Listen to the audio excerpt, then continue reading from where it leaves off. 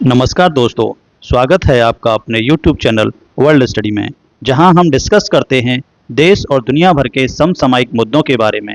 इसी क्रम में आज हम डिस्कस करने वाले हैं भारत के बढ़ते हुए जियोपॉलिटिकल इन्फ्लुएंस के बारे में कि किस तरह भारत का जियोपॉलिटिकल इन्फ्लुएंस पूरे विश्व में बढ़ रहा है।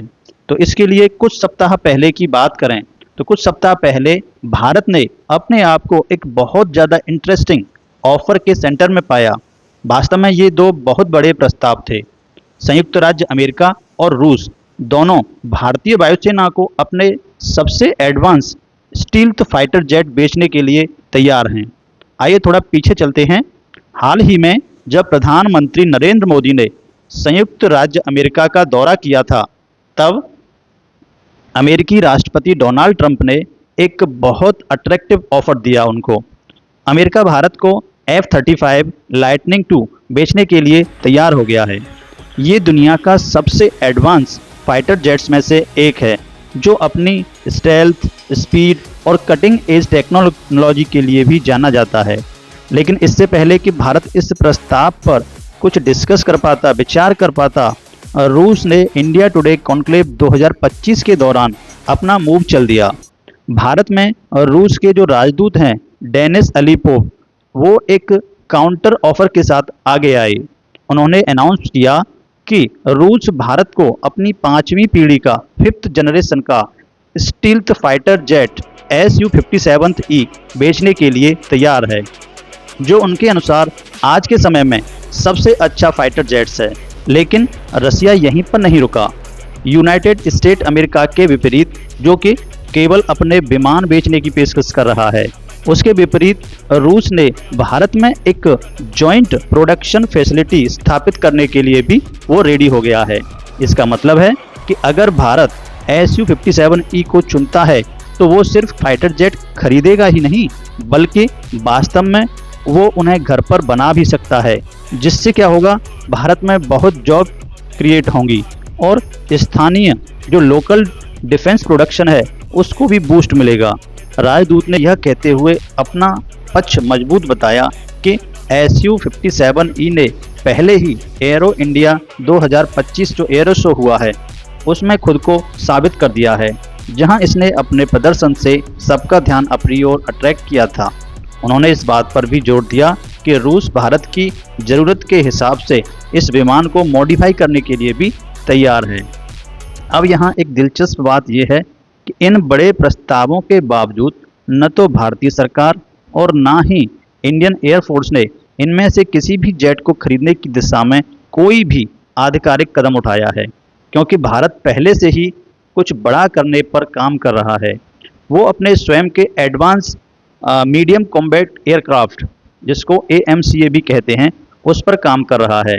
सन 2010 में आपको पता होगा, भारत और रसिया ने वास्तव में 5th जनरेशन के फाइटर जेट्स पर काम करना एक साथ शुरू कर दिया था।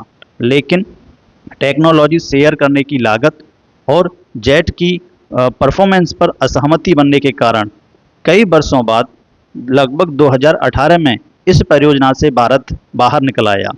भारत ने दूसरों पर डिपेंड रहने की बजाय अब भारत ने अपना खुद का स्टेल्थ फाइटर डेवलप करने का डिसीजन लिया। एरो इंडिया 2025 में भी AMCA ने बड़े प्राउडली अपने विमान का एक पूर्ण मॉडल प्रदर्शित किया था, जो दर्शाता है कि भारत पूरी तरह से अपने स्वदेशी होने के बारे में गंभीर है, सीरियस है। आपको बताते चलें कि रूस ये जो ऑफ़र दे रहा है इसके क्या मायने हैं, आखिर क्यों इतने ऑफ़र दे रहा है रसिया। तो देखिए, इसको समझते हैं। नंबर 1, पहली बात, रूस दशकों से भारत का सबसे बड़ा जो वेपन सप्लायर कंट्री रहा है और इस रिलेशन को वह बनाए रखना चाहता है।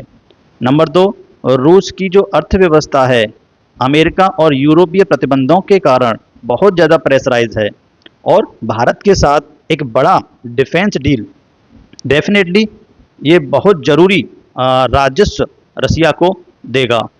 अगला, रूस भारत को पश्चिमी प्रभाव को संतुलित करने में एक बहुत बड़ा गेम चेंजर के रूप में देखता है और रक्षा सहयोग को और भी वो बहुत ज़्यादा डीपन करना चाहता है और ज़्यादा बढ़ाना चाहता है, जिससे कि वह बैलेंस कर सके।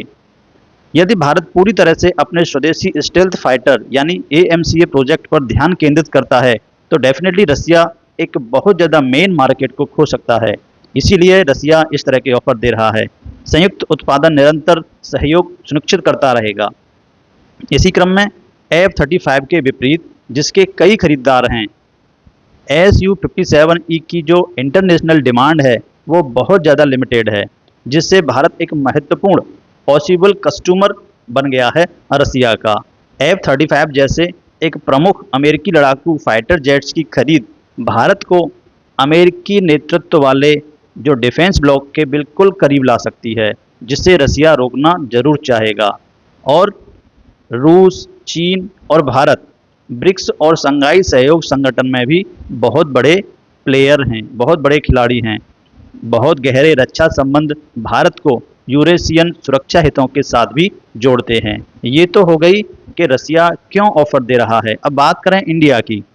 अब यह भारत को एक बहुत बड़ी विकट स्थिति में डालता है कि क्या भारत को F-35 या रसिया का S-57E जैसे विदेशी फाइटर जेट्स में इन्वेस्ट करना चाहिए, या भारत को अपना सारा फोकस AMCA को डेवलप करने पर लगाना चाहिए, भले ही इसमें टाइम लगे।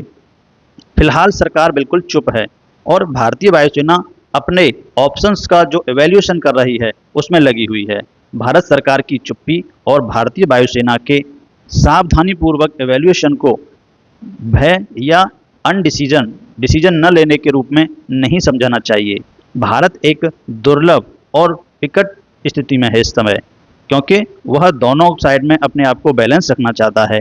दुनिया में बहुत कम ऐसे देश हैं जो दो प्रमुख महाशक्तियों में से एक के साथ उन्नत स्टील्थ जेट की पेशकश प्राप्त होती है।